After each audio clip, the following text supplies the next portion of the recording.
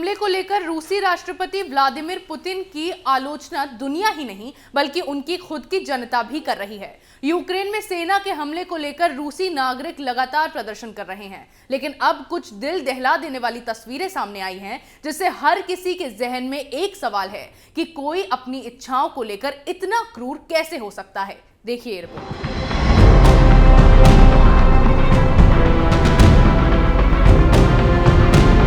Ukraine पर हमले को लेकर दुनिया तो रूसी राष्ट्रपति व्लादिमीर पुतिन की आलोचना कर ही रही है। साथ ही अब यूक्रेन की बिगड़ती स्थिति के बीच रूस के नागरिकों ने भी पुतिन के इस फैसले का विरोध करना शुरू कर दिया है। हालांकि ये एक कड़वी सच्चाई है कि रूस में सरकार विरोधी प्रदर्शन करने पर लोगों को गायब कर दिया जाता है। अगर ऐसा नहीं होता तो उन्हें लंबी कैद में भेज दिया जाता है। इसके बारे में सारी दुनिया को मालूम है, लेकिन अपने खिलाफ हो रहे विरोध को रोकने के लिए पुतिन इस हद तक चले जाएंगे, ये कभी किसी ने नहीं सोचा होगा। अब विरोध करने पर छोटे छोटे बच्चों को भी गिरफ्तार किया जा रहा है। दरअसल कुछ दिल दहला देने वाली तस्वीरें सामने आई है, जिसमें रूसी बच्चों को यूक्रेन पर अपने देश के हमले का विरोध करने के आरोप में गिरफ्तार किया गया है। इन तस्वीरों को एक विपक्ष के नेता ने शेयर किया है। हालांकि इससे पहले राष्ट्रपति व्लादिमीर पुतिन द्वारा छेड़े गए युद्ध का विरोध करने पर हजारों लोगों को गिरफ्तार किया गया था। एक रिपोर्ट के मुताबिक तस्वीरों में कथित तौर पर स्कूल जाने वाले उम्र के बच्चों को युद्ध विरोधी प्रदर्शनों में भाग लेने पर मॉस्को में गिरफ्तार किया गया। इन बच्चों को एक पुलिस वैन में बैठे हुए देखा जा सकता है।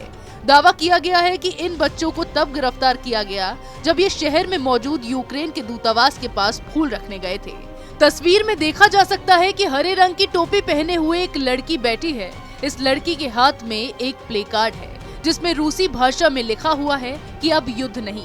इस प्ले कार्ड पर छोटे छोटे यूक्रेनी झंडे भी बने हुए हैं। इन तस्वीरों को इलिया यशीन ने ट्विटर पर शेयर किया, जिन्होंने लिखा, बिल्कुल सामान्य युद्ध विरोधी पोस्टर लिए वैन में बैठे छात्र, ये पुतिन का रूस है। रूस में विरोध प्रदर्शनों पर नजर रख रहे संगठन ओवीडी इन्फो के अनुसार अब तक 50 शहरों में 7,000 लोगों को हिरासत में लिया जा चुका है। दोनों पड़ोसी व पूर्व मित्र देशों को आज दुनिया एक दूसरे से जंग करते देख हैरान है। न तो रूस की जनता जंग चाहती है और न ही यूक्रेन की। सत्ताधारी नेताओं के अहंकार का खामियाजा देश की जनता को भुगतना पड़ रहा है।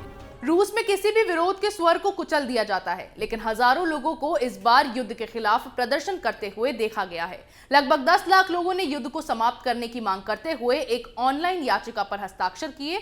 रूस में युद्ध विरोधी प्रदर्शनों को बड़े पैमाने पर हिरासत का सामना करना पड़ा है। रूसी अधिकारियों ने सोशल मीडिया तक पहुंच को प्रतिबंध कर दिया है और स्वतंत्र समाचार साइटों को बंद करने की धमकी दी है। पुतिन की तानाशाही अब तक यूक्रेन और रूस के लोगों पर ही देखी जा रही थी, लेकिन अब बच्चे भी पुतिन की तानाशाही की चपेट में आ गए हैं। ऐसी खबरें हम आपके लिए लाते रहेंगे। तब तक के लिए देखते रहिए कैपिटल टीवी।